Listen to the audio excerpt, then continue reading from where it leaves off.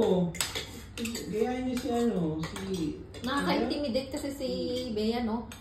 Sobrang ganda. Sobrang yaman. Parang hindi din sila.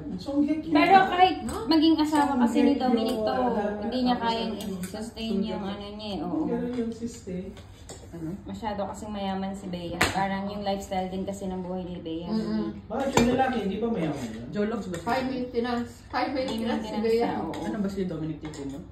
High maintenance na si Bea ngayon. Hindi, okay din naman si Dominic. May kaya rin sila. Pero kung ikukumpara mo kasi, no? Pero kasi pala, nung di ba na yung interview nila, lagi pala talaga din sila kasi nag-aaway. Hindi sila talaga nagkakasundo.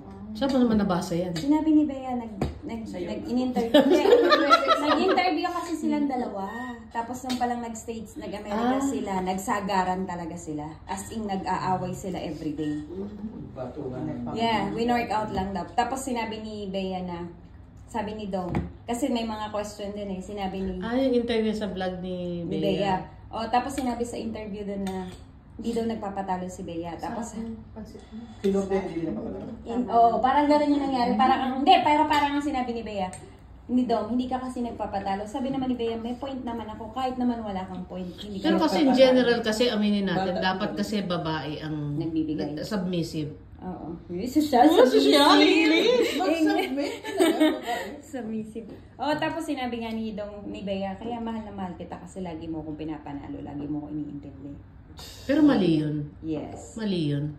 Hindi naman dahil sa lalaki or babae, pero in general kasi, dapat hindi mali. Tapos parang ang nangyari yata, parang si Dom yata, since siguro bata pa yung style ni Dom sa relationship, sinabi ni Bea at ni Dom, talagang sinabi nila, si Dom pala gusto nag-update, si Bea ayaw niya nang nag-update. Hindi yun yung ganyan personality niya na parang kung saan siya pupunta, nandito na ako, nasa bahay na ako. Ayaw pala yun ni Bea. Tapos, pag pala nag-uusap sila, hindi sila, lalo na daw ng lockdown, gusto ni Dom, laging naka-FaceTime na nakikita ko ni Bea. Ayaw ni Bea yun. Kumbaga iba sila. Hindi talaga sila nagkakasundo. Opposite sila. Tsaka sinabi nga niya. May mga tao talagang ganyan. Di yata talaga sila ako din ganyan eh. Yung minsan, ayaw ko din yung laging nagsasabi. Share your experience. Basic experience. Kailangan mo sabihin. Alam mo, nag-video sa Antalab. I think so. Pero hindi yun. Kasi kailangan talaga sa relasyon, i-workout nyo. Both parties dapat magbibigayan. Hindi po pwedeng isa lang. Kasi ang relasyon, mag-work lang yan pag kayong dalawa mismo ang mag-uusap. Yes. Hindi naman pwedeng isa lang. Di ba, Antalab?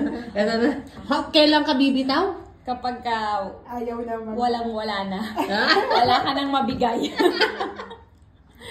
Pero gano'n naman talaga sa relasyon, hindi lang isa dapat, both parties. You can only sum it up in one word. Yes. Compromise. Compromise, correct. At saka, nasa sa inyo kasi yun. Sabi, huwag kang magpatalo. Kailangan may entry tayo. Sabi, kailangan may entry tayo. Tapos parang sa nila, sa vlog ni Bea, parang si Bea yung tipo ng taong gusto niya siya yung nasusunod, siya yung vlog niya, siya yung bida. Yes, parang inamin niya naman na hindi siya nagpapatalo. Sabi naman gano'n ni Dom, kahit naman wala kang point, ayaw mo pa rin nagpapatalo. Sinabi naman nilang dalawa.